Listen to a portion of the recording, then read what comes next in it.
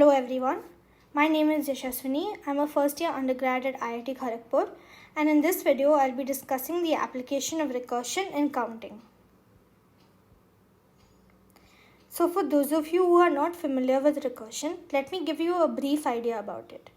So recursion is basically the method of defining something in terms of previously defined terms. There are a lot of recursive sequences that we come across in our mathematics courses. One important and common one is the Fibonacci series. So I think most of you know about it, but still let me just tell you what it is. So the Fibonacci series goes something like this, where after the second term, from the third term, it is the addition of the previous two terms, like 1, 1, and after that it's 2, 2, 1, 3, 3, 2, 5, 5, 3, 8, and so on. So in recursive sequences, there are two important things that we do. The first one is the base case.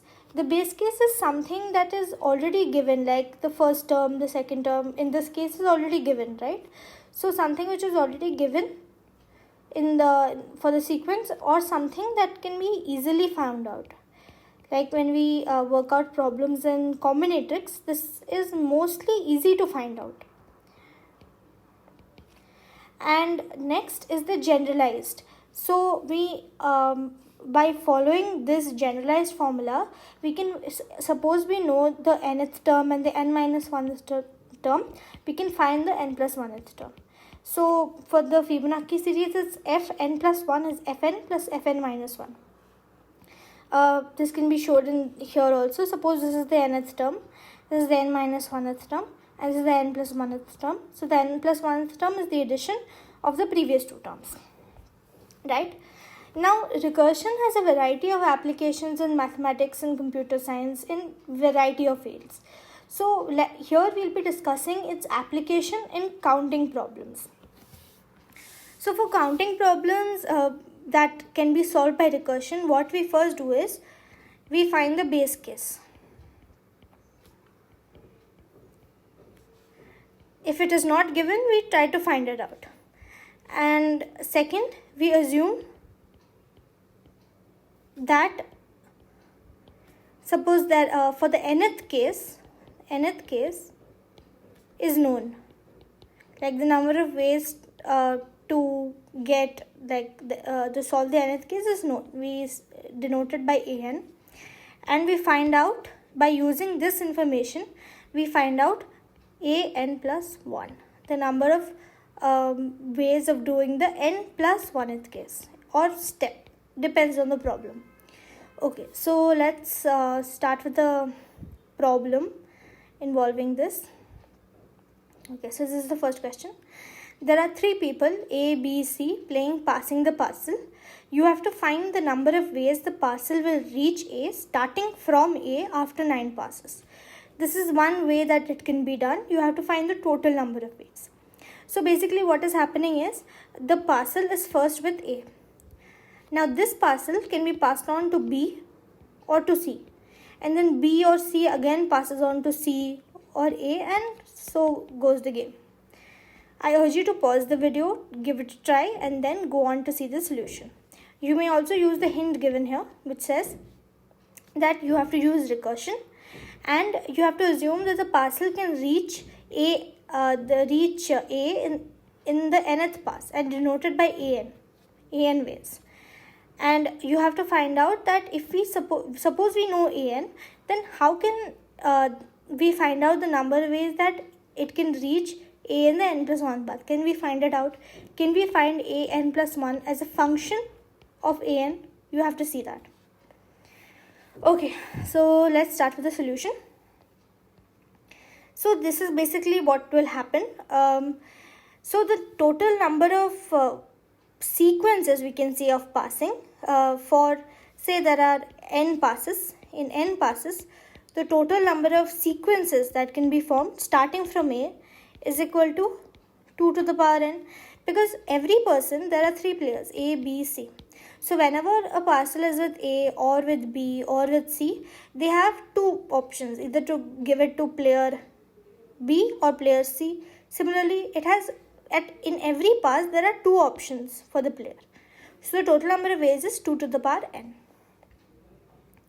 Now, mostly in problems that involve recursion in combinatorics, how do we know that this problem can be solved with recursion? Because in the problem they won't mention that it's a recursion problem. So what we first do is, here we try to see if there's some other way by which some conventional way by which this problem can be solved.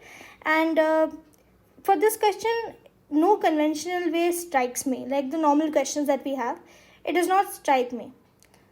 So what we do is, we try to analyze a smaller case. So instead of 9 passes, say there are 3 passes.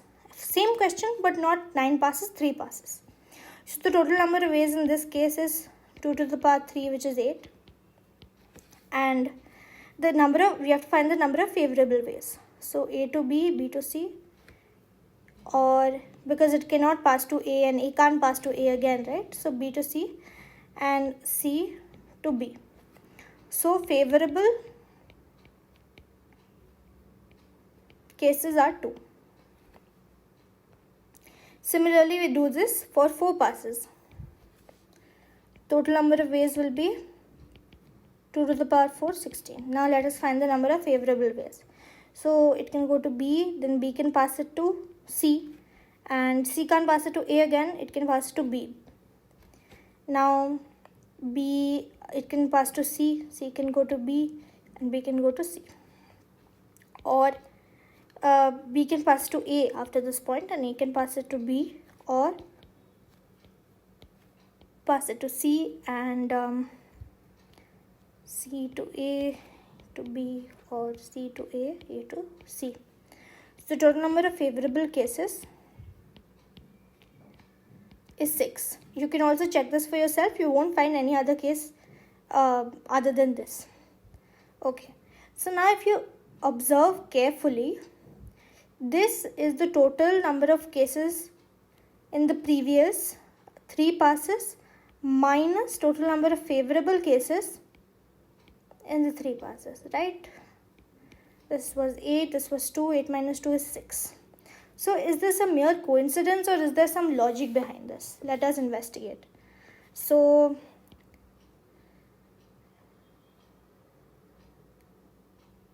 if we compare these 2 cases, till here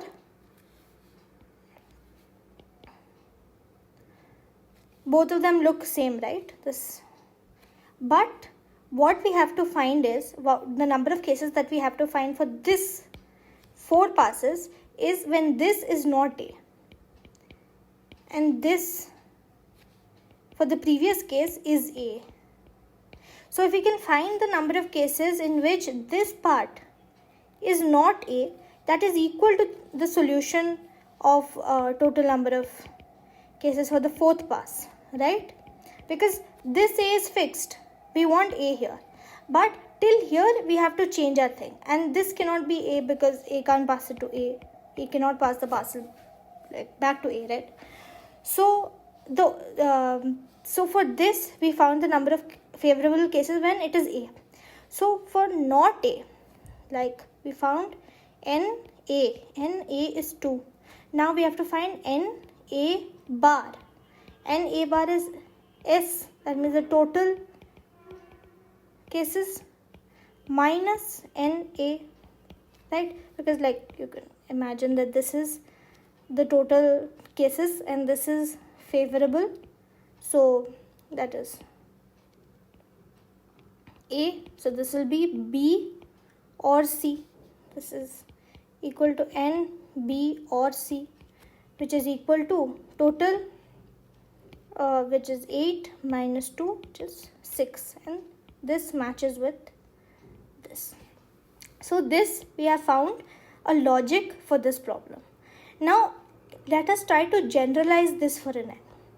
Let us say, so this was let's say that this is the nth case and this is the n plus 1th case, right? So what we observed here, if we generalize this, let us say we know an, what is an? This is an. Favorable is an. We know an. So an plus 1 is equal to total in n minus an. Now total in n is 2 to the power n, as we have proved before. So it's 2 to the power n minus an. This is the answer. Now for base cases, we have found that a3 is 2 and a4 is 6, but base cases are normally the ones which are the smallest. So let us find out what is a1. What does a1 mean? a1 means a is starting, one pass and it goes to a. That is not possible, so a1 is 0. Now by using this formula, we can find a2, which is 2 power 1 minus 0, which is 2. a3 2 minus 2, which is 2. We can verify this, right, because this is verified. Now a4 to the power 3 minus 2, which is 6. This is also verified. Now we are required to find a9, right, because it reaches a in the 9th pass. So method 1 is, we continue doing this. We say that a5 is 2 to the power 4 minus 6, which is 10. a6 is 2 to the power 5 minus 10, which is 22. Then a7 is 2 to the power 6 minus 22, which is 42. And then a8 is 2 to the power 7 minus 42, which is 128 minus 42, 86. And a9 is 2 to the power 8 minus 86, which is 256 minus 86 is 170, right? So we have found the answer. Now method 2 is, suppose we want to generalize this. Suppose in other problems it might be required that you are required to find an. Not necessarily where n is given as a number, but an, the general formula for an. So in this case, let us try to find an. So an plus 1 is 2 to the power n minus an, as we have shown. Now this an can again be replaced. Now an is put n minus 1 here. So n minus 1 plus 1 is n. So this will be replaced with n minus n. So it will be 2 to the power n minus 1 minus an minus 1. So an plus 1 is 2 to the power n minus 2 to the power n minus 1 plus an minus 1. And this will go on. Minus 1 plus 2 to the power n minus 2 minus 2 to the power minus an minus 2. And this will go on. Now this will end either, it depends on whether n is odd or even. So it will be plus or minus 2 minus plus or minus a1. Now this is 0, so it can be neglected. So this plus or minus depends upon whether n is even or n is odd. So when n is even, this will be minus, and when n is equal to odd, this will be plus. You can verify this on your own by taking n is even and n is odd, and you will see that it matches.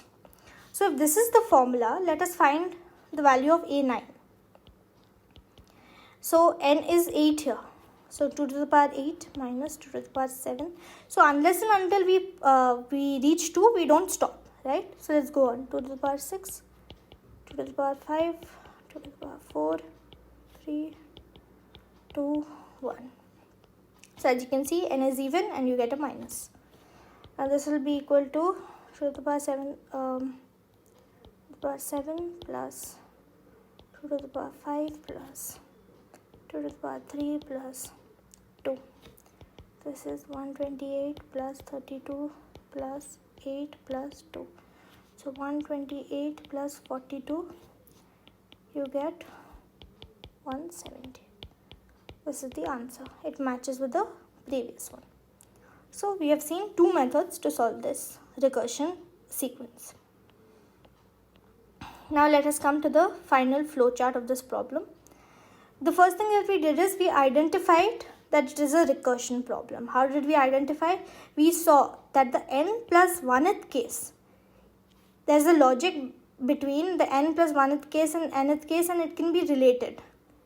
So we saw that there is a relation between the nth and the n plus 1th case, and that's why we came to the conclusion that it is a recursion problem. It can be generalized for an n. We can find the sequence, right? Then we found the value of the base cases where a1 is 0 as a can't pass it to a. Then we found the general formula by observing and then formulating the logic, and then we generalized. Okay, next to find an we use two methods. The normal method, which is you just keep going. You know that a n plus 1 is to the power n minus an, so you just recursively find all the values and then reach a9 and mark. Or generalized way, that if you are given to find the general value of an, we can do that as well.